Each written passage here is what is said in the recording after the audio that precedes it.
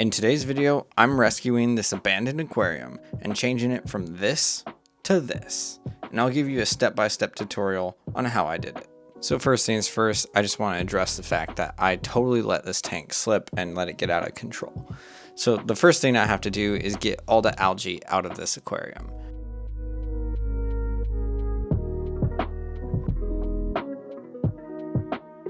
I should also note that this tank has a small school of ruby tetras and ember tetras in it. So I also had to save some of the water and remove the fish and put them in a holding tank.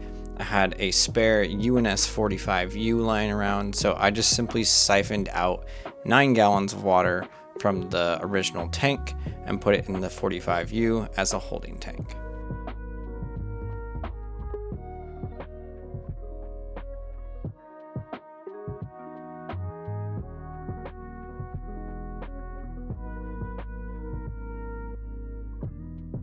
Once the fish were released, it was time to get the tank all cleaned, and once I got that done, it was time to start with the aqua soil.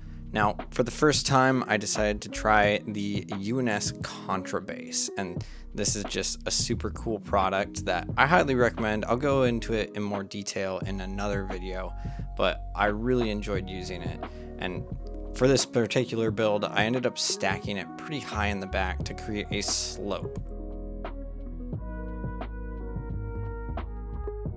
Once the Contra Base was in position, it was time to add the aqua soil. And as always, if you follow this channel, you'll know that I love the UNS Contra soil. For this particular build, I was using the fine granules in black and brown as a mixture. Once I got some of the aqua soil in, I quickly realized that this was not the direction I wanted to go, and so I pulled a very large portion of the Contra Base out. For the hardscape in this build, I used Cereus stone, just plain good old-fashioned Cereus stone. And after about 45 minutes of work, I came up with this design. I felt like it was pretty strong and it kind of shaped the way that I wanted the tank to go. So I filled it up, and let's just say this, after 5 months of not aquascaping, I was rusty and I didn't take into effect that the soil will sink down. So as you're watching this, you'll see the soil collapse and the hardscape collapsed too. Once I saved myself after the hardscape collapsed, I ended up coming up with this final look. Once that was done and the tank was filled with water, it was time to get to planting.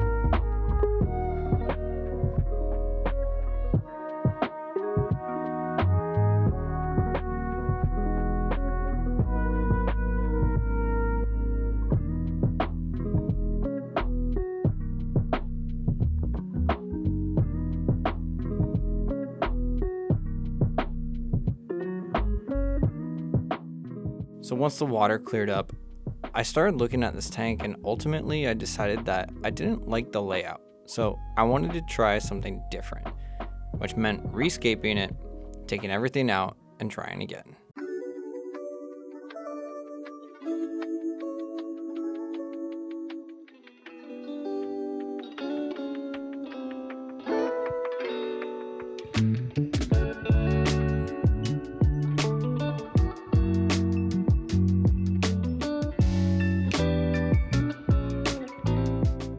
So round 2 of hardscaping commenced, and I ended up using some locally collected river stones. And after a little while of playing around with the stones and seeing what I liked, I ended up with this very simple, very minimalistic design. Now for this layout, I went with the same plants in dwarf hairgrass as my carpet.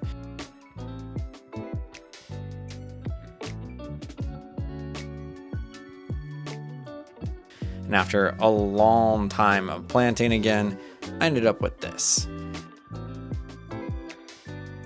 After about a day, I decided it wasn't quite complete, so I ended up adding some Eleocharis vivipara, or umbrella hairgrass, into the back section and middle section of the rocks. This way I would have 2 levels of grass growing, one going up to the top in the height of the vivipara, and then the short dwarf hairgrass carpet. So after a few days of letting the tank settle, it was time to add the fish back in. Once the fish were in, I added an army of shrimp, specifically choosing crystal reds for this tank. I think the patterns of the shrimp really pop off the grass and off the rocks.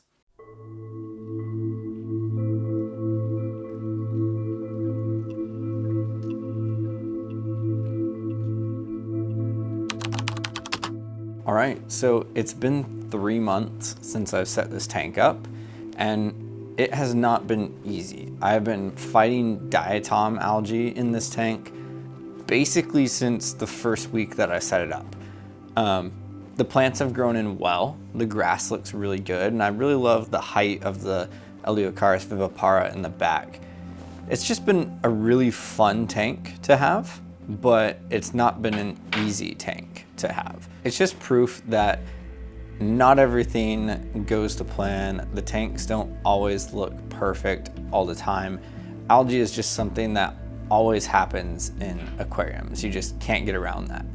And so I'm gonna keep going with this tank and keep fighting the algae, and hopefully soon I'll be able to kick it. But for now, this is how it looks. I think it looks really good. I think it was a fun experiment to do an iwagumi of this style. I've never done anything like it before, and so I really had a blast making it and watching it grow in. It just really was awesome to have. So rather than making you wait possibly another 3 months before I get this algae kicked, I'm just gonna end the video here and show you some cinematic shots of the tank. Just know that there's gonna be some algae in the tank because that's just the way it is, and not everything can be perfect every single time. So thank you for watching this video. Let me know what you think of the scape down in the comments below. If you're not subscribed to the channel, please go ahead and do so, and I'll see you later.